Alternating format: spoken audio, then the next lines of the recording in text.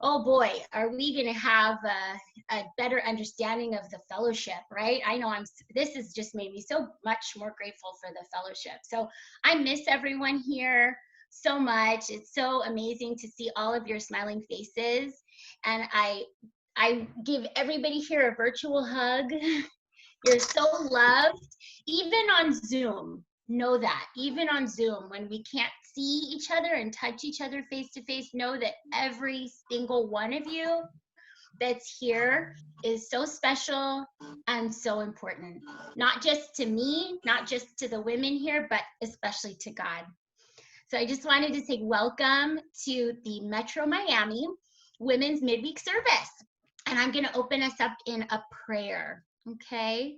God, thank you so much for just every woman here. God, I know that you know each and every single woman here. You know our needs, our wants, our desires, our fears. God, you hear our prayers. God, you know what every single woman is struggling with. And God, even though I don't necessarily know, I know you know. So God, I just put every single woman that's on this Zoom call before you. God, I know that you are here with us. God, I pray for an amazing Women's Midweek service.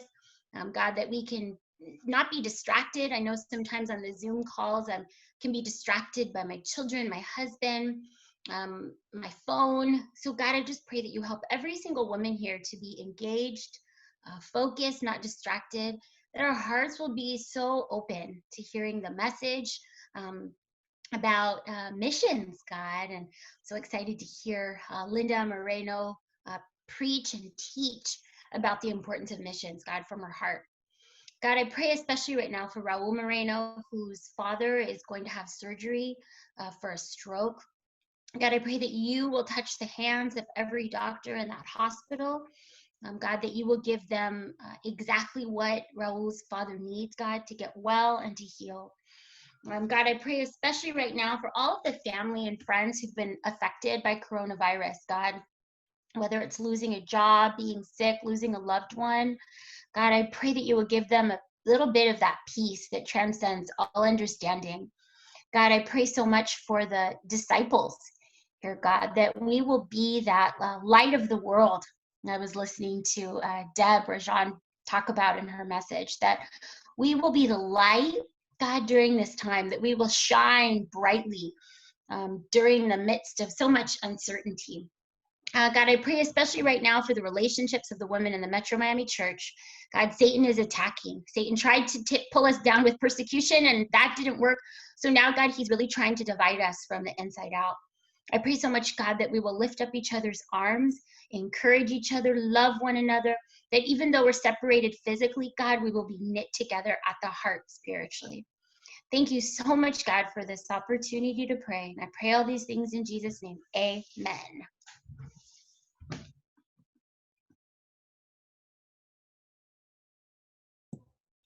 Hello, everyone. Okay. Awesome. Cool. So I'm really happy to see all of your faces. I'm excited to share for good news. And so I wanted to go to a scripture really quick in Luke chapter 10. So we're going to go to Luke 10, verse 23 and 24. And it says, "Then he turned to his disciples and said privately, 'Blessed are the eyes that see what you see. For I tell you that many prophets and kings wanted to see what you see, but did not see it, and to hear what you hear, but did not hear it.'" And I wanted to share this for good news because I feel like as disciples, we get to experience the glory of God and all the miracles that he does in our lives and things that many people want to see and hear, but they haven't. And so I think this is a great opportunity for us to be able to share some of the great things we've been seeing and hearing,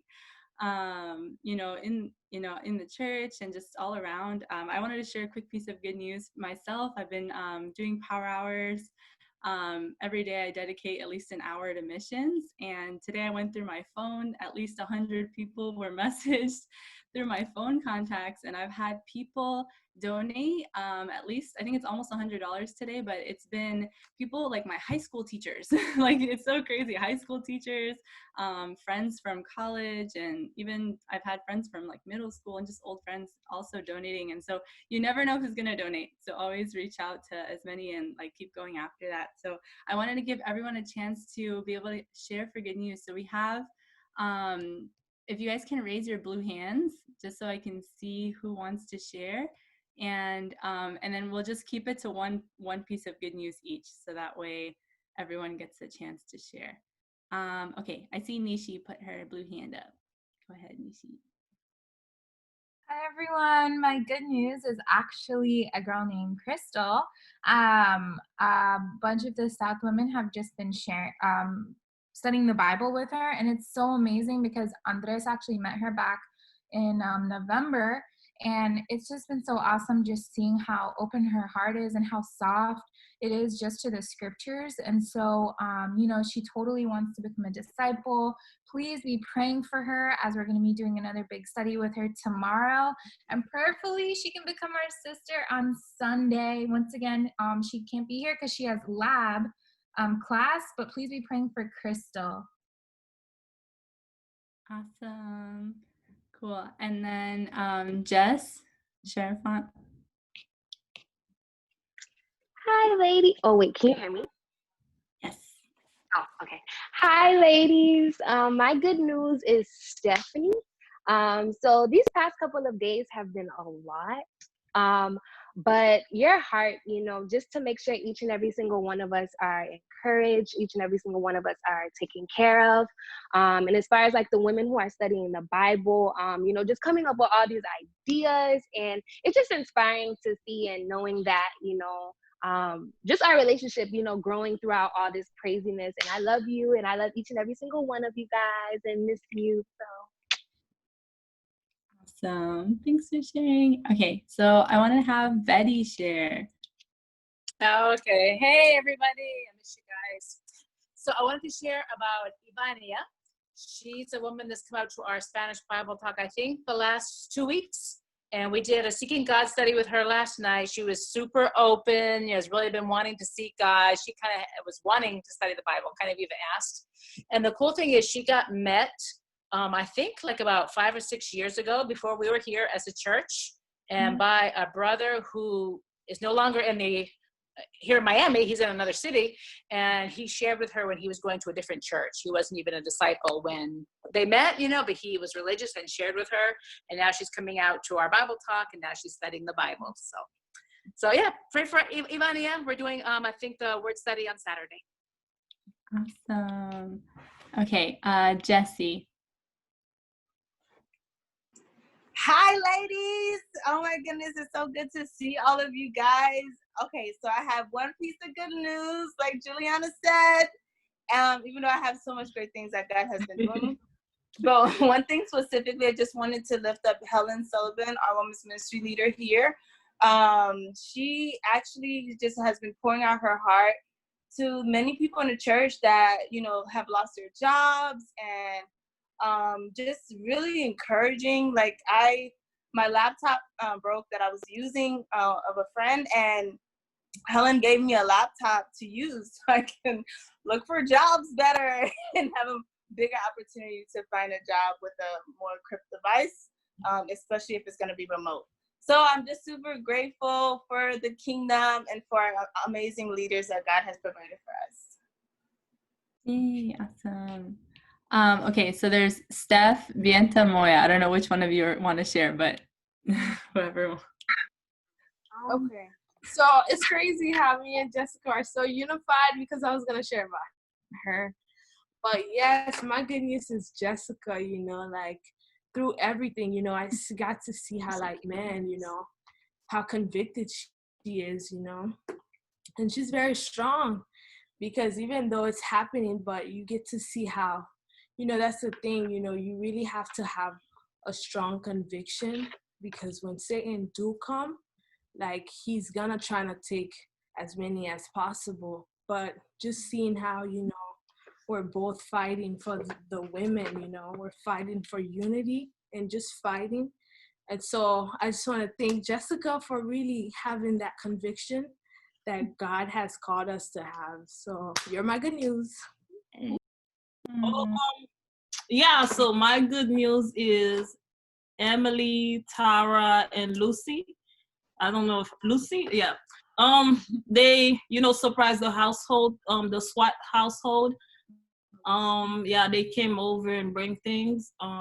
Yeah, unexpectedly. So I was in shock. I'm like, oh my gosh, like, I wasn't, expecting it, and I don't like surprise, but I love it.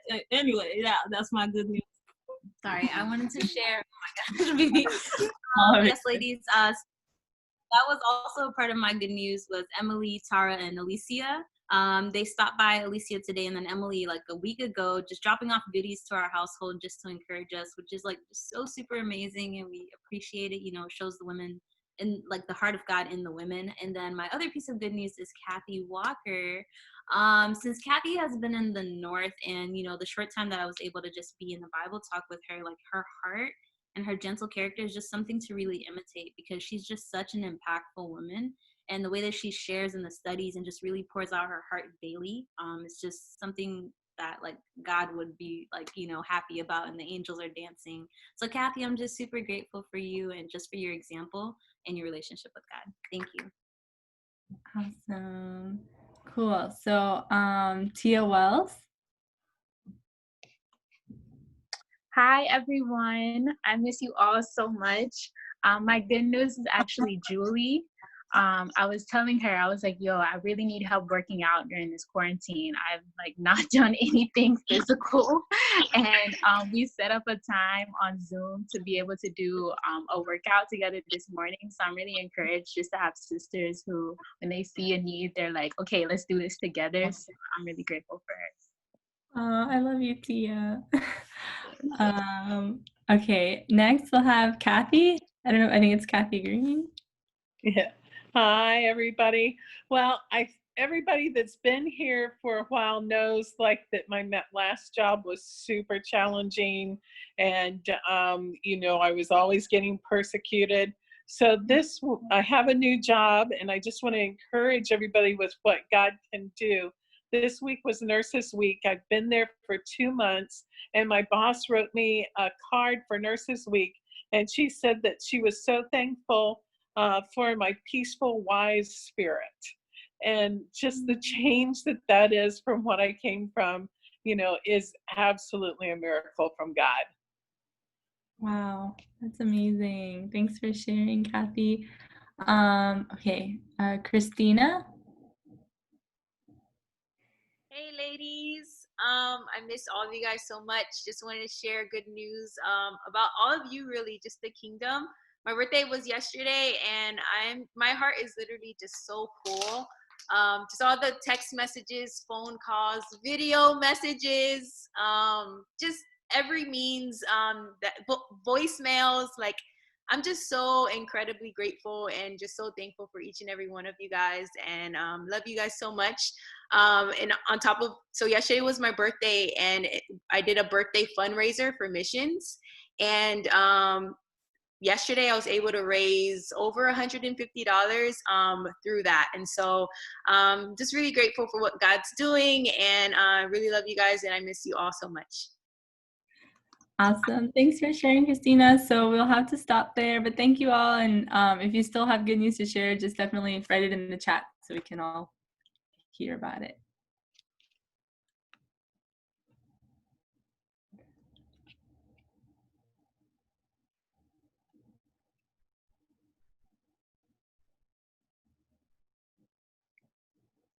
Wait.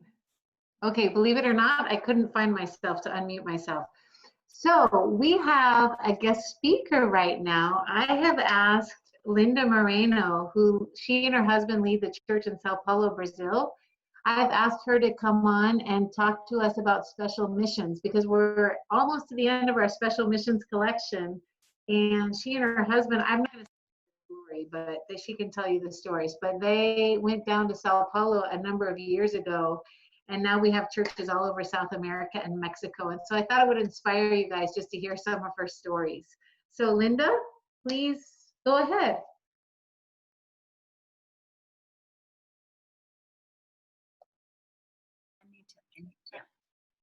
Hi, everyone. Thank you so much for having me tonight. So I just want to start off by saying thank you, obrigada, gracias. We're very grateful to have all of you constantly sacrificing to give your missions contribution for the missions out here in South America and all around the world. So it really does make a huge difference, especially for every soul that's been converted in South America. At least that's what I can speak from.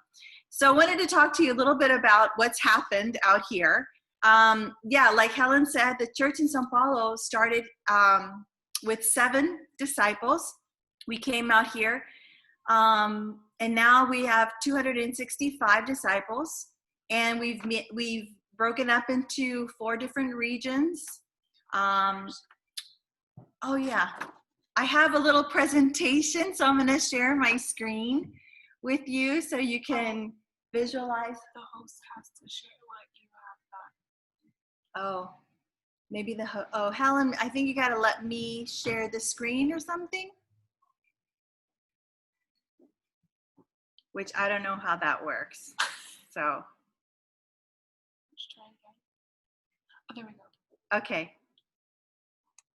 Okay, so here's the. Oh no! You gotta start from the beginning. I'm sorry. Wait. Okay, here we go. Oh, what's wrong? My sister. It's my sister.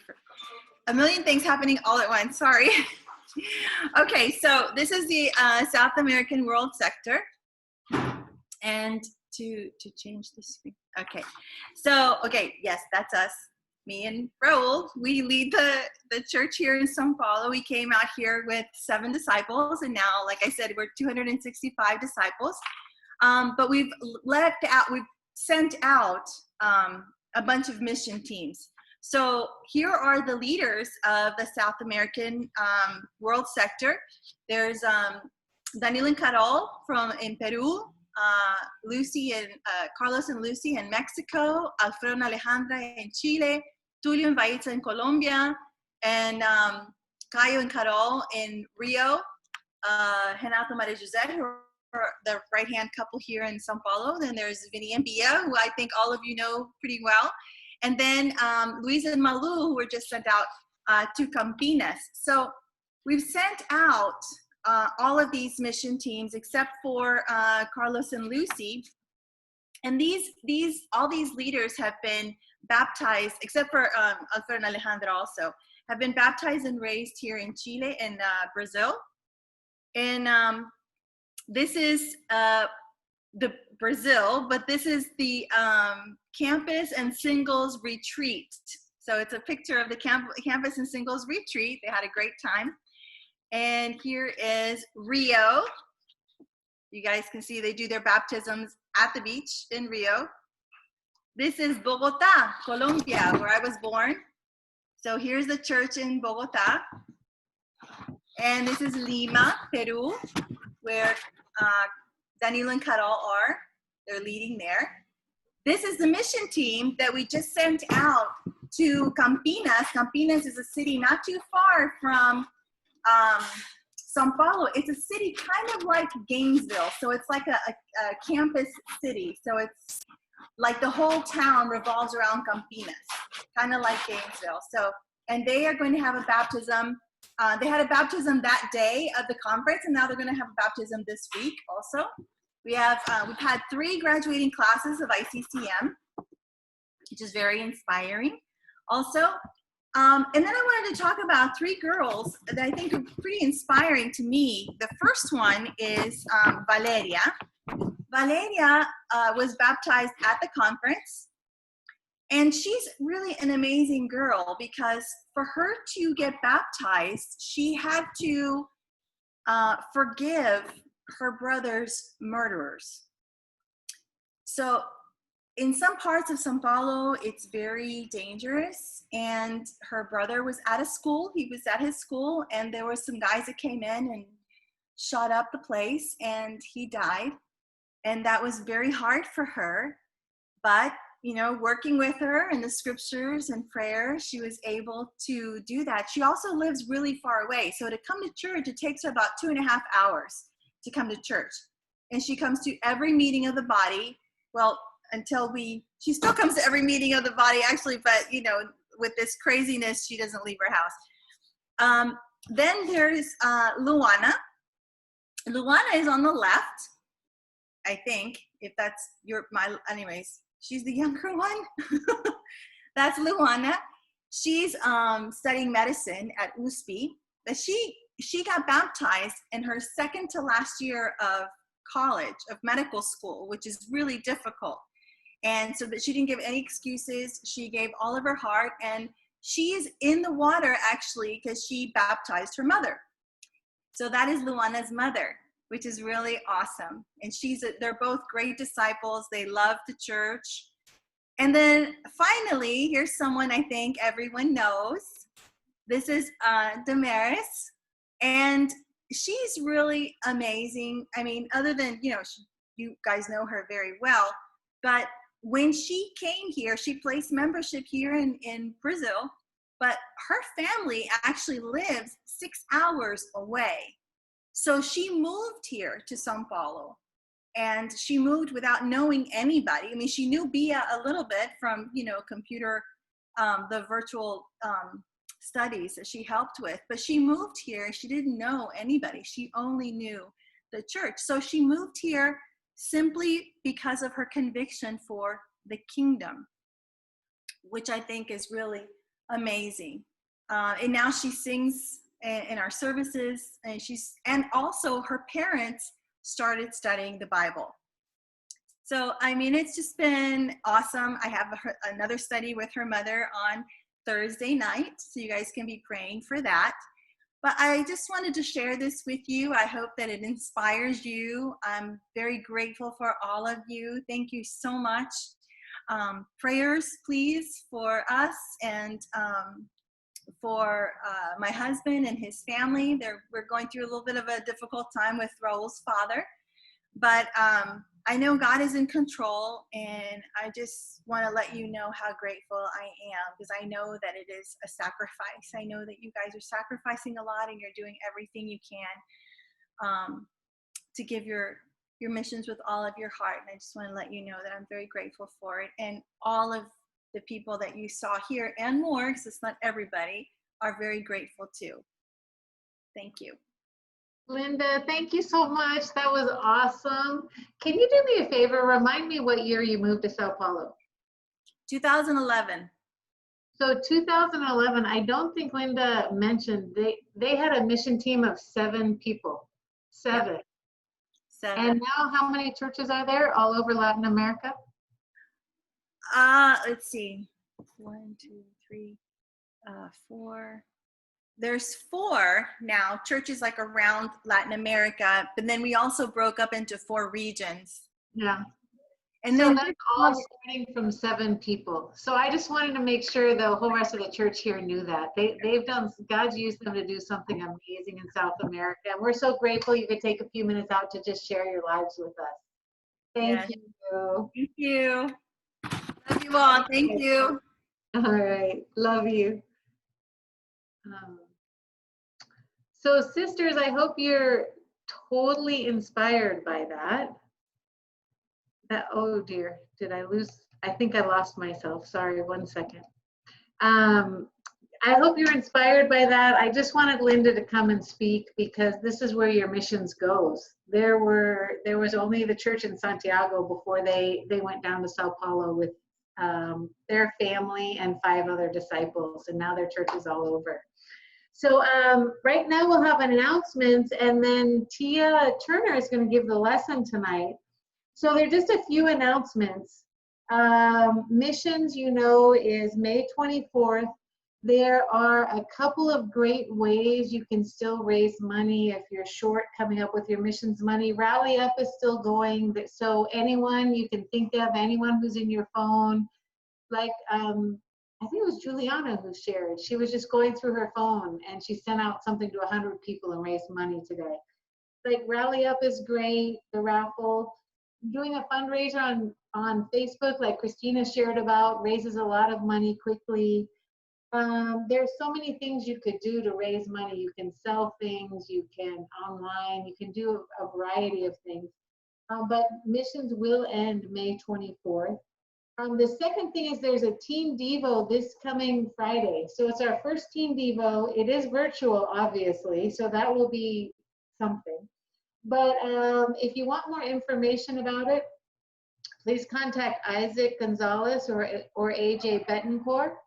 And the Teen Devo is actually 14, so you need to be at least 13 and no older than like a senior in high school. So that'll be awesome. And then I did want to say one thing before we'll have another song and then the lesson. If sisters, if you could look with me in 1 Peter 5:8, just open up your Bibles there. Many of you know this, some of you may not, but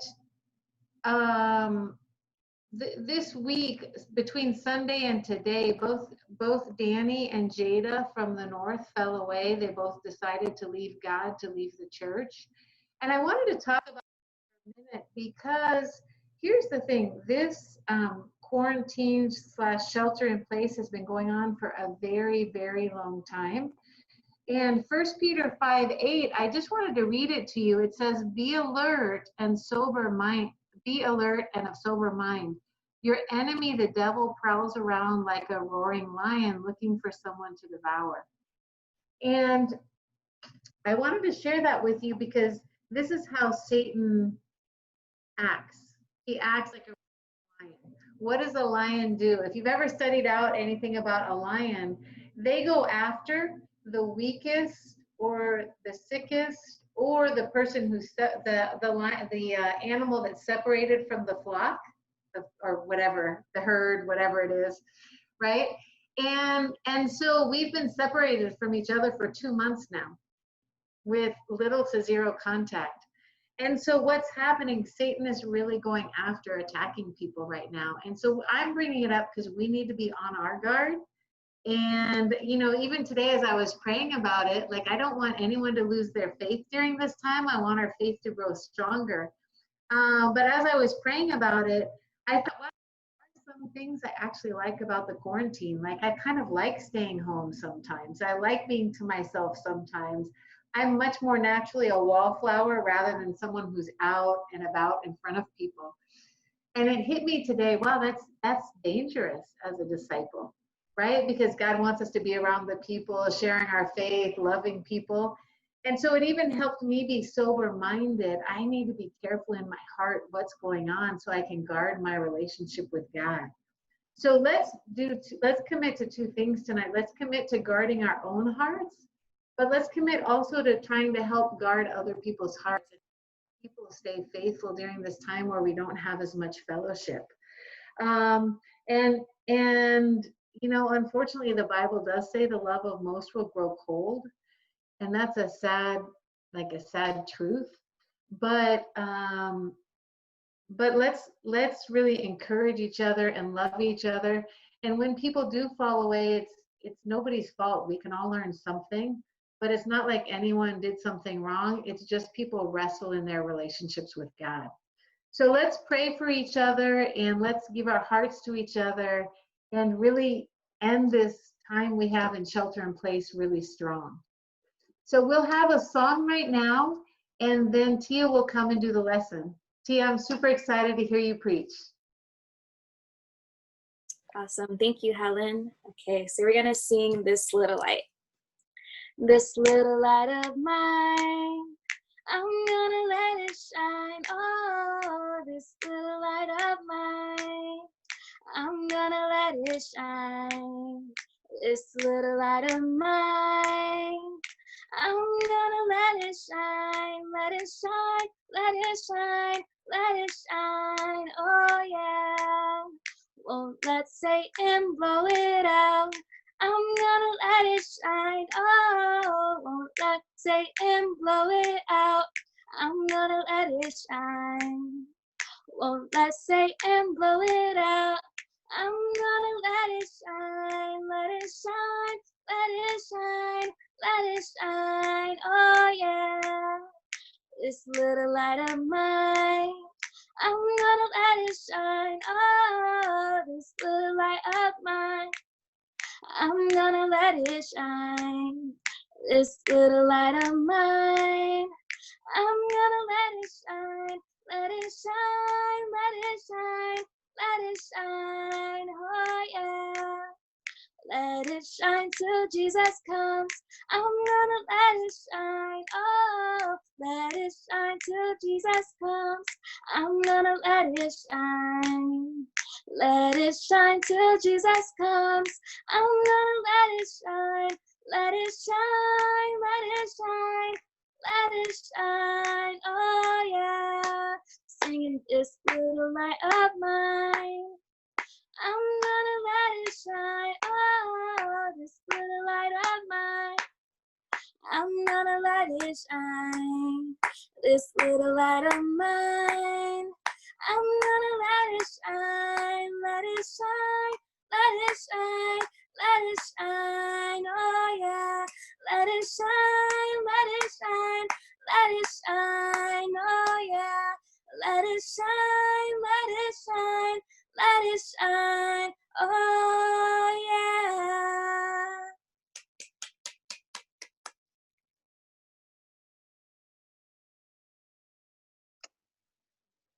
Well, hello everyone. I'm so excited to be able to preach tonight. I actually have a friend here from FIU. She's a physical therapy student. Her name is LUANA. So if you guys see her, please reach out to her. But we're going to pick up tonight where we left off in the series that Helen's been doing about Jesus's ministry. The title of the lesson tonight is Let's Define Disciple. Let's define disciple. And so we pick up, where we left off, which was at the beginning of the second year of Jesus's ministry. He had spent a lot of the first year being rejected in his hometown of Nazareth. We know that he already had gained some disciples and taught them how to baptize. And then he began to call them into the full-time ministry. And so what we're going to do today is we're going to look at the calling of the disciples in all three of the Gospels so that we can better understand what it means to be a follower of Christ or a disciple, or the more common term we hear today, which is a Christian. And the lesson, it has 3 points. We're going to talk about the purpose, the cost, and the heart of a disciple. And my first point is the purpose to save. The purpose to save. Jesus, he called the people to believe in him. And his whole purpose, what he built his whole ministry around, was leaving them with no excuse. How did he do that? Well, if you think about it, it's important to understand the audience, right? So we're going to start in Matthew chapter 4. We're going to read verses 18 through 22. And if you understand the target audience of Matthew, it was the Jews. So as part of Jewish law and tradition, you can write down Deuteronomy 19, verse 15. It states that a matter must be established by the testimony of 2 or 3 witnesses. So here's what's cool. The whole book of Matthew hones in on this concept in order to convert the Jews. Everything Jesus did was by twos. He called pairs of disciples. He performed pairs of miracles. And in his teaching, he always taught about twos. Can you guys hear me, by the way? Okay. I saw some faces. I was like, oh no, did something happen? Did my mic cut out? And so, again, Jesus called the Jews to believe in him by using their own value system, by using their own beliefs. And we're gonna read in Matthew 4, verses 18 to 22. It says, as Jesus was walking beside the Sea of Galilee, he saw 2 brothers, Simon called Peter and his brother Andrew. They were casting a net into the lake, for they were fishermen. Come follow me, Jesus said, and I will send you out to fish for people. At once, they left their nets and followed him. Going on from there, he saw 2 other brothers, James, son of Zebedee, and his brother John. They were in a boat with their father Zebedee, preparing their nets. Jesus called them, and immediately they left the boat and their father and followed him. Like I shared already, the first thing he does in order to establish his validity and call the Jews to believe in him is he called pairs of disciples, right? Peter and Andrew, James and John, pairs of disciples. And we know he had the 12 apostles. So when he sent out the apostles, how did he send them out? Well, he sent them out 2 by 2 so that their testimony would be established by 2 witnesses. In the Bible, it also says he sent out the 72 and he sent them out 2 by 2. So there were 36 pairs of disciples. This was to win over the Jews so that it left them without excuse. His entire ministry revolved around persuading the Jews of who he was. And when I was studying this out, it clicked, like Jesus was willing to do whatever it took to win over as many as possible because his purpose was to save. He took what the Jews valued, right, which was the testimony of 2 or more witnesses, and established everything around that. And so it made me think of us today as disciples, for those of us who are already disciples. We have to figure out, who are we trying to win over? And then we've got to look at their beliefs. And instead of fighting against them, which I think sometimes we can do out of insecurity, we've got to figure out how to use what people value to win them over to Jesus. So here's an example. Right now, there's a super controversial thing going on because many of you have probably heard of Ahmaud Arbery, right, who was a Black man in his 20s in Georgia who went for a run like he did every morning, and he was shot and killed by 2 men, right, by 2 white men in particular. And so it was a hate crime. It was a crime that was based on racism. And yet, as heartbreaking and awful as this is, we've got to take this belief system that people are going after, which is what? Black Lives Matter. We've got to take that and figure out, how can we use this as an opportunity to win people to Christ? There's a brother in LA who used this as an opportunity.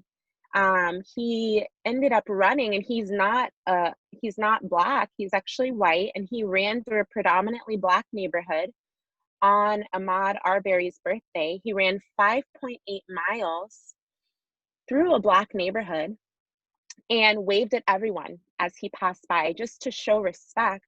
Then he made a post on Facebook about how darkness triumphs, because of the sin of man. And yet, if people can follow Jesus, this whole situation would change. The whole idea of racism in America would be totally different if people would just be won over to Christ. So what he did is he posted this on Facebook, and he used it in order to share with disciples and non-disciples of the importance and the urgency of why we need to evangelize the world in this generation.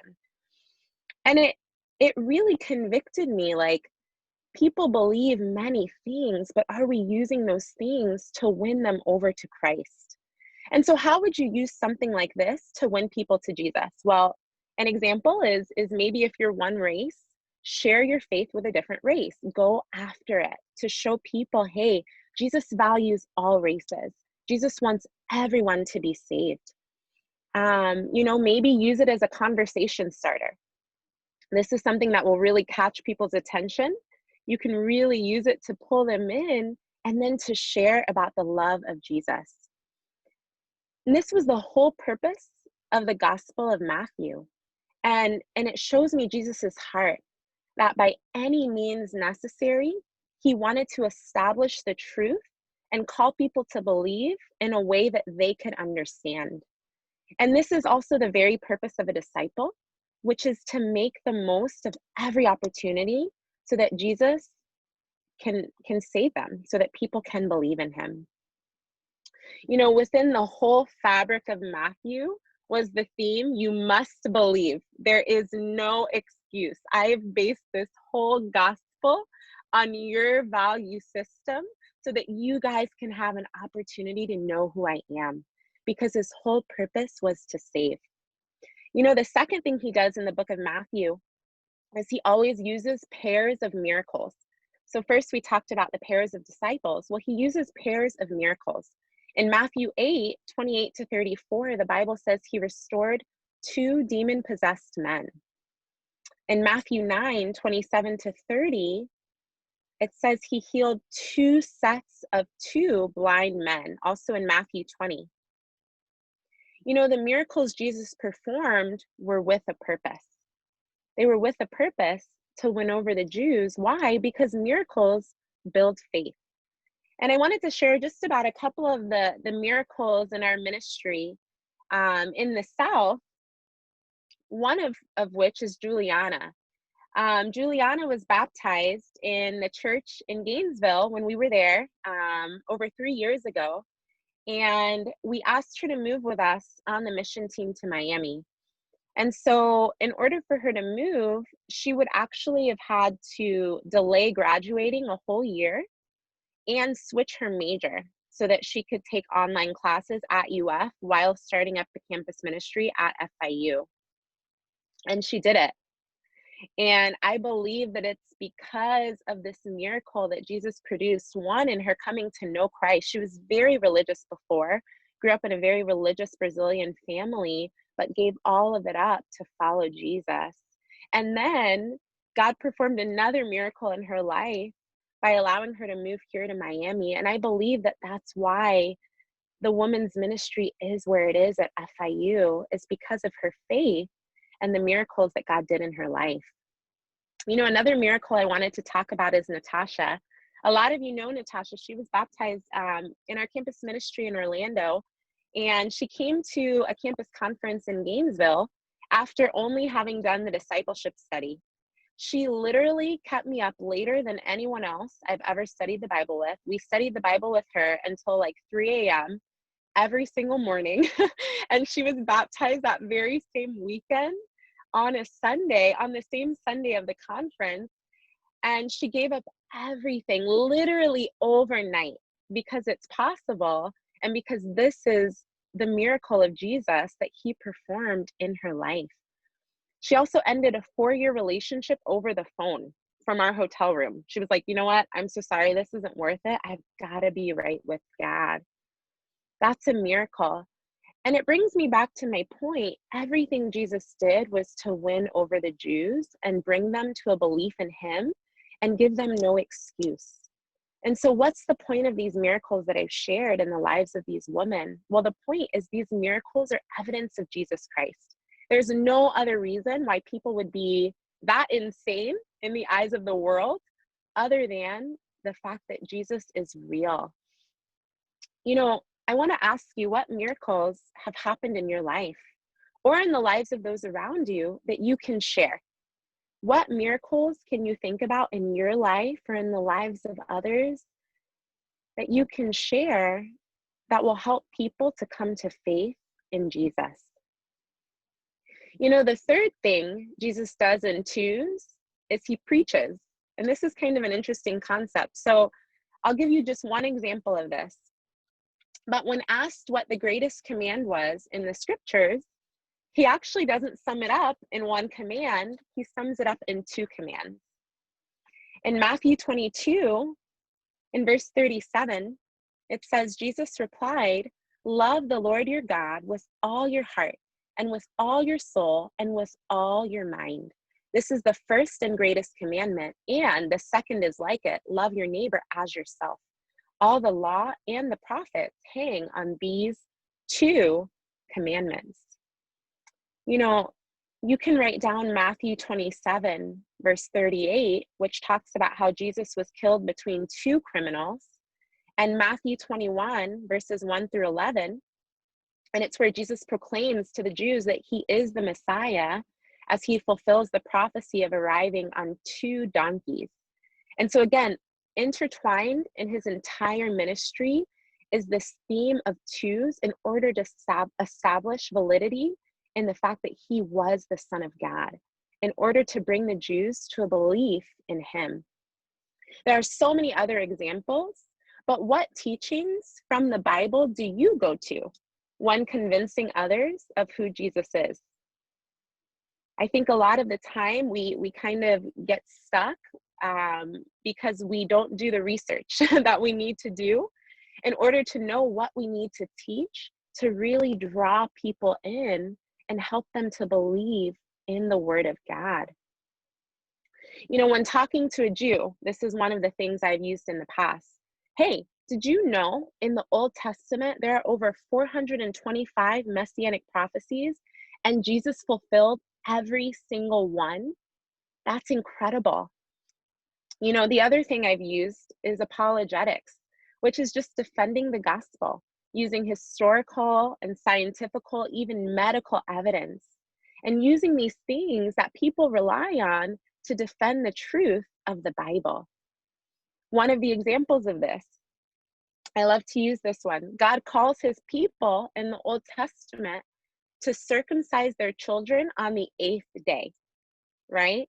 We know the Bible was written ages ago before medical, journals and all these other things had been written, but this is something that God commands. Well, here's what's cool. Later, we found out that this is actually the exact day that vitamin K is the highest in a newborn male. What does vitamin K do? It aids in clotting, which helps to stop the bleeding. So therefore, the 8th day would be the most, probably the best day to circumcise a child. This is all written before we figured it out. This is one of the things that helps me personally establish validity of the truth of God's word. And I share these things to encourage all of you ladies to look for tools to teach the validity of Jesus. Look for tools that you can use to bring people to faith, not just defend your faith, but to bring others to faith in Jesus.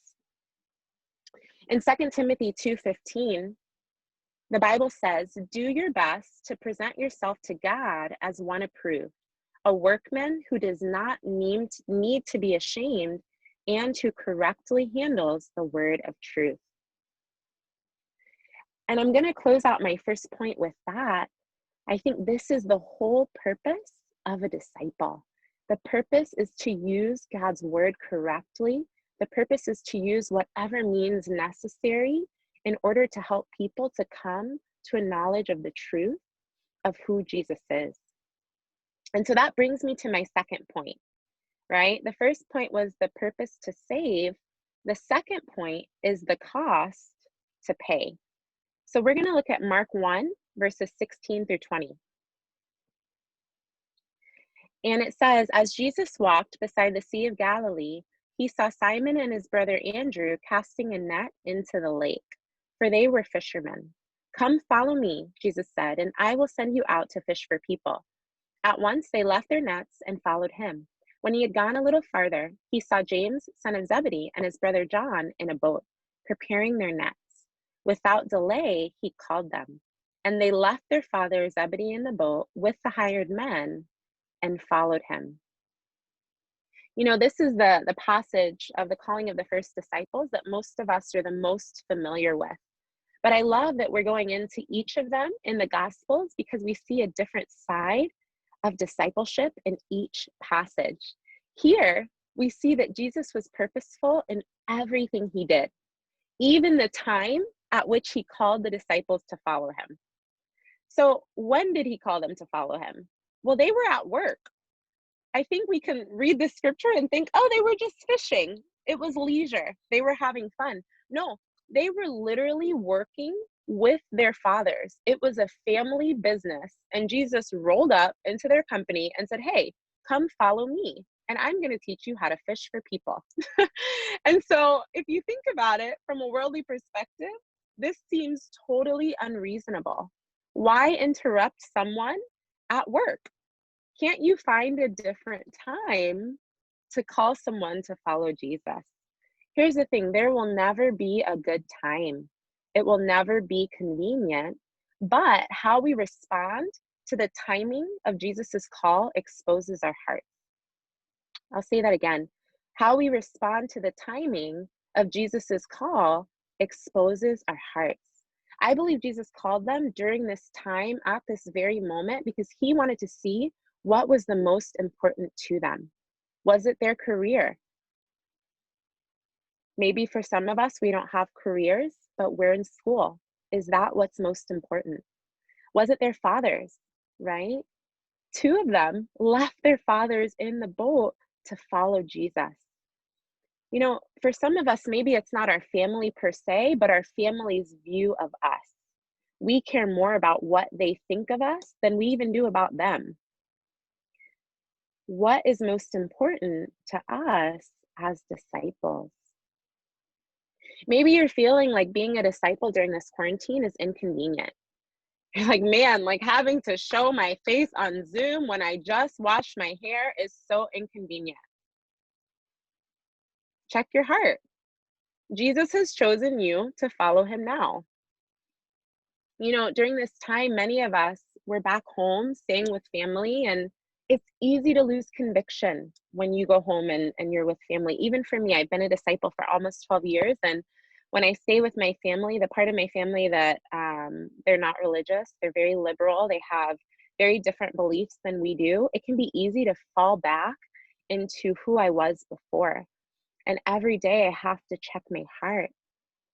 And so my question is, have you returned back to your boats? Have you returned back to fishing for fish rather than fishing for men? Here's another question. Are you more concerned with pleasing your family than Jesus? I want you to ask yourself, who or what is most important to you? And if the answer isn't Jesus, go back to Luke 14. Luke 14, specifically in verses 25 to 27, Jesus says, hey, I've got to be the most important person to you over everyone else, including yourself. For a lot of us, it's not really our families or anyone else. Somehow it's all deeply rooted in ourselves. I was one of those people before I came to know Jesus. And this is one of the areas that I constantly have to work on. Am I putting God, am I putting Jesus before myself? Have you forgotten that you already left all those people in the boat to follow Jesus? They're not there anymore. You left them, right? So check your heart, because you've got to remember this is the cost of discipleship. You know, that's for us, those of us who are disciples. But I want to take it a little bit further, right? Because as disciples, our purpose is to save. And so what we do is, you know, once we're saved, we help other people and we study the Bible with them. And I think one of the things I caught myself falling into recently, to be totally honest, is wanting to make things convenient for the woman I'm studying the Bible with so that they'll be saved. And I think this is very dangerous, because what it actually does is the complete opposite of what we're trying to do. You know, even having thoughts like, oh, they're wrestling, you know, it's okay if they're not there yet. They're just wrestling. It's just going to take some time. Or, oh, I know you're married and you have a newborn and you have so much going on and seeking the kingdom first. Yeah, maybe we'll have to figure out a different way for them to do this. That's lowering the standard. That's not what Jesus calls them to do. In fact, Jesus does the opposite. He says, hey, come follow me. And what's interesting is he doesn't stay there and wait. He keeps going. And then he calls the next set of disciples and says, hey, I want you to come follow me too.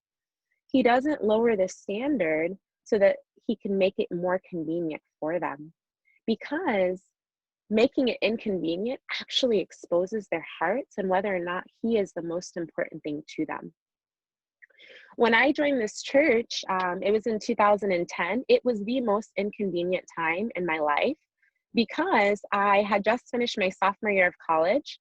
I was about to start my junior year of school at Auburn in Alabama. I was, you know, I loved it. I loved school. I had just signed a 1-year lease with my best friend. We had moved into a duplex. And also the church that I was attending, I had just gotten offered a job. So I had interned for the summer and they offered me to be full-time. And then I realized, okay, there are some things about this church that are awesome, but there are some things that I know if I continue in, I will not stay right with God. And so I've got to go. I've got to move. The only thing is, the only place where I could move at that point in time was Los Angeles. And so I prayed and I fasted for 2 weeks and I moved. I moved to LA. I was 19 years old. I moved from Alabama to Los Angeles. I gave up going to college for a couple years until I could get back in. I gave up my career, if you will, my job, my career as a student. I ended up still having to pay off the 1-year lease that I signed because it was unbreakable. And thank God some of the disciples actually contributed so that that lease could be paid off. But it was a cost I was willing to pay because I understood that following Jesus is worth it. You know, when we don't call people to the standard of giving up everything, we're selling them short, and we're actually preaching a different gospel other than the one that Jesus preached. And so you can write this scripture down. It's in Acts 16, verses 4-5. What it says is that when we call people to obey, it actually strengthens their faith. We get fearful and we think we can't call them to obey, they'll walk away. But if someone's open and they really want to follow Jesus, when we call them to obey, it strengthens them. And so I have one practical for you, and that's to check your heart. Check your heart and see, is there anything that's taken the place of Jesus in my life? And if there is, then go back to the call of Jesus and give up everything again.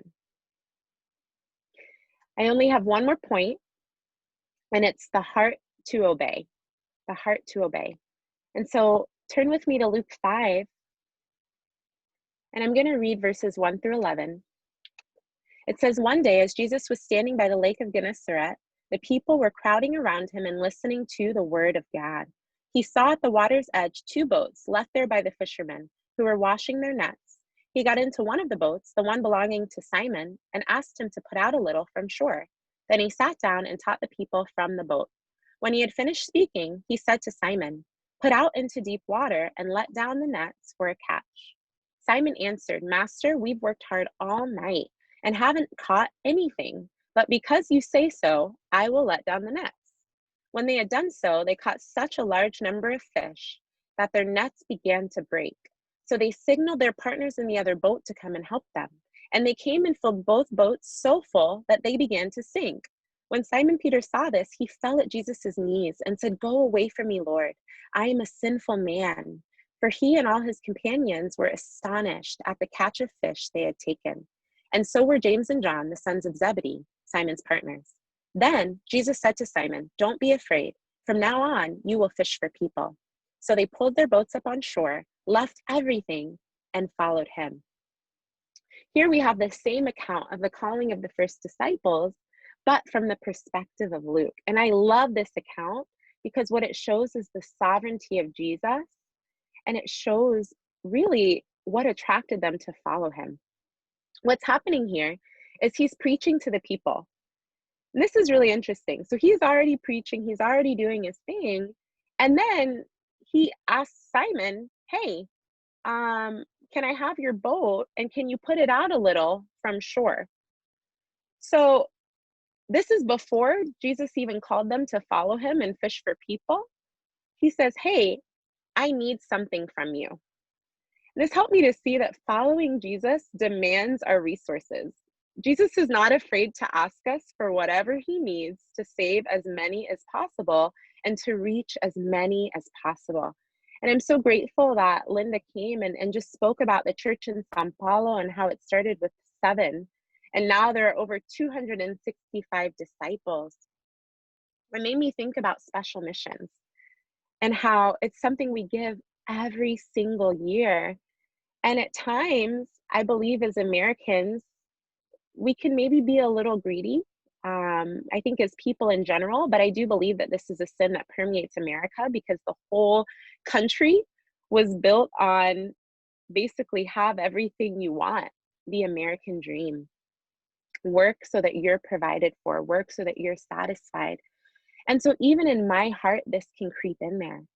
But it's amazing to see that Jesus demanded his resources from the get-go.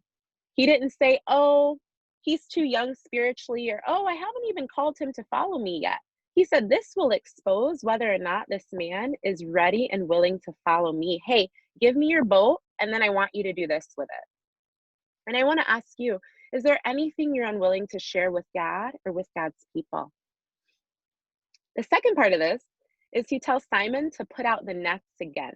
So after he finishes teaching, using Simon's boat to complete the teaching that he was sharing with the people, he tells him, hey, go and do this. And Simon's response is, I've literally been doing this all night and I've caught nothing. I can imagine Simon's heart, like, who are you? And this is what I've already been doing. But let's see what he says. He says, because you say so, and this is in verse 5, because you say so, I will let down the nets. What is the heart of a true Christian? Obedience. The heart to obey. No matter how silly it sounds, no matter how inconvenient it is, whether or not you feel like you've been doing it already, the heart of a disciple is the heart to obey. And I'm going to make a quick side note. I believe this is one of the things that distinguishes our church from other churches. I don't believe we're better than anyone else. I believe we're sinners and we've been saved by Jesus, which is amazing. But Jesus does say in Matthew 28 that when you make a disciple and baptize them, you have to teach them to obey. And a lot of people call themselves disciples. A lot of people call themselves Christians. A lot of churches teach the concept of discipleship, if you will, but there's a difference between teaching and teaching to obey. The call to obedience is the difference. And so how do you know whether or not someone is ready to be a disciple? Well, how willing are they to obey the scriptures? Do they fight what the Bible says about themes all throughout the Bible, such as baptism? You can write down 1 Peter 3:18-21.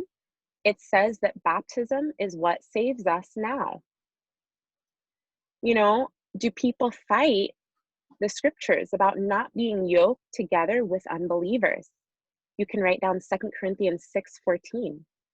Do people fight what the purpose of a disciple is? I've heard a lot of people say this. Oh, well, you know, that's only for the leaders in the church to go out and make disciples. That's just not what Jesus has called me to. And that's not true. Because in every single account of the call of the first disciples, Jesus says the same thing. Your purpose is to save. I want you to ask yourself, if you're already a disciple, is there any area in my life where I'm refusing to obey just because Jesus says so? You know, if you look back at the passage, what was the fruit of Peter's obedience?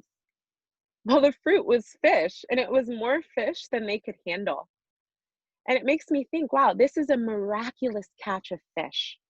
Jesus's heart is to do miracles to bring people to faith in him. And yet sometimes I believe Jesus is trying to perform incredible miracles in our lives, but our lack of obedience is stopping him.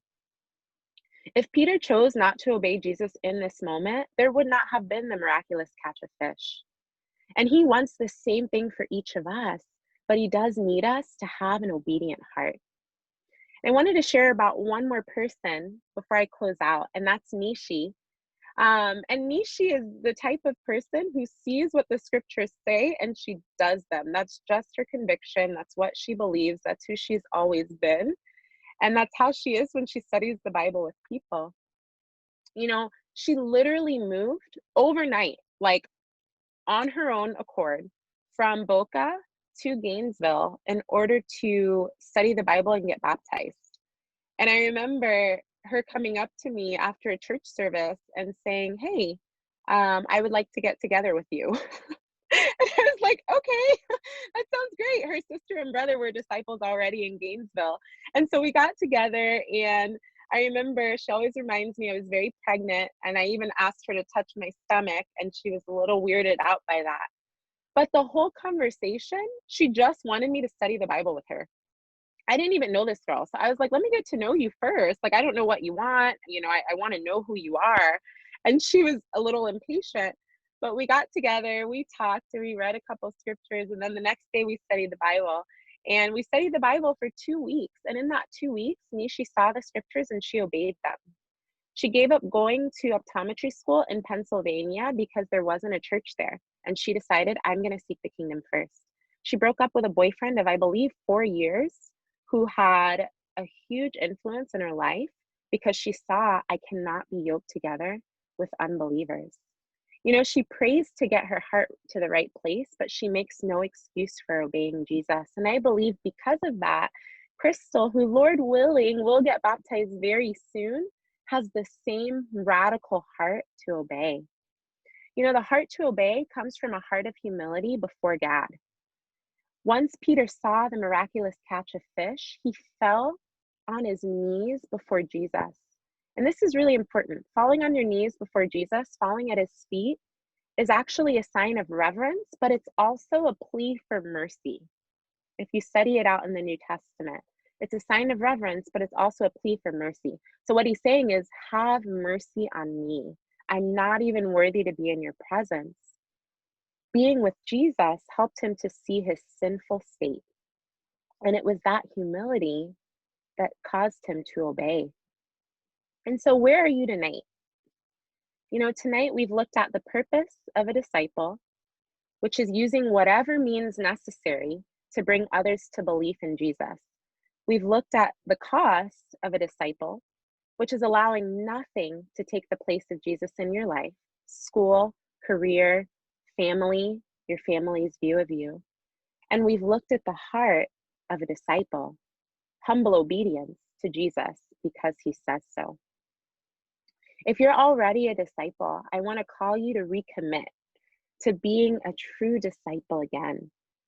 And if you're studying the Bible to become a disciple, go after it with all of your heart so that you can become a disciple as soon as possible. Thank you guys so much. I love you, and I'm so grateful for this chance to preach. Amen. That was awesome, Tia. We're so grateful. Thank you so much for that incredible lesson. I just feel like it was full of so many, you know, like little nuggets, information and stuff. That was really amazing. You know, there were so many things that hit my heart. I'm just going to close out by actually sharing too. I was blown away at how willing Jesus was, like you said in your first point, to go out to do everything 2 by 2 just so he would win over the Jews. And I thought, wow, have I really given myself over that much to win over the people of Miami in the different places I've lived? And then the other thing that really stood out to me was in the cost you have to pay is not to cheapen the gospel, not to lessen the call when we study the Bible with people. I think even for me during the quarantine, kind of hard to figure out how to call people to the commitment of being a disciple. And so I just felt like that really helped me a lot. But I'm super grateful. It was a fantastic lesson. As you sisters know, right now we're going to break up into discipleship groups. So please get on your other Zoom calls for your discipleship groups and have a great evening. And again, thank you so much, Tia, for just calling us back to really being sold out disciples during this time. Have a great evening, guys, and great discipleship groups.